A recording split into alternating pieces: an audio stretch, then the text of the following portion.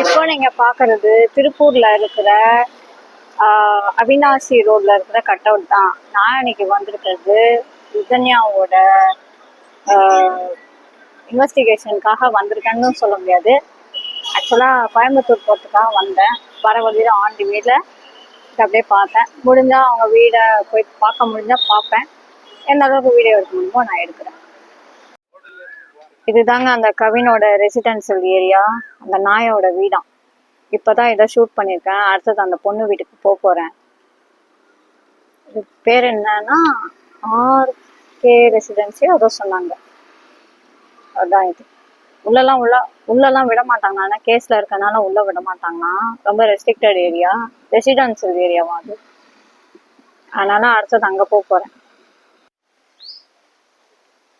இதுதான் அவங்க வீட்டோட இன்புட். உள்ள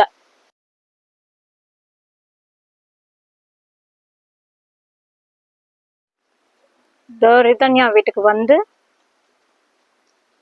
அவங்க அம்மா அப்பாவெல்லாம் பார்த்துட்டு இப்போதான் நான் திரும்புகிறேன். ரிட்டர்ன் அவங்கள்ட்டலாம் பேசிட்டு அண்ணாதுரை சார் அவங்க பொண்ணோட அப்பாட்ட பேசிட்டு இப்போதான் நான் ரிட்டர்ன் ஆகுறேன். ஹஸ்பண்டா?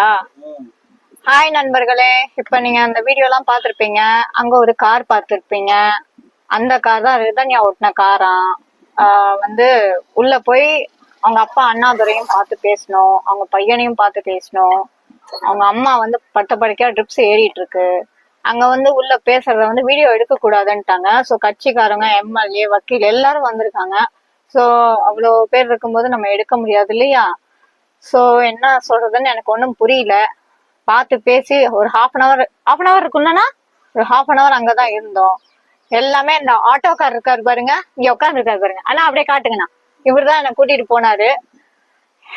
என்ன சொல்றதுன்னு தெரியல, ரொம்ப முடியாம தான் இருக்காங்க. நானும் ஆறுதல் சொல்லிட்டு வந்திருக்கேன்.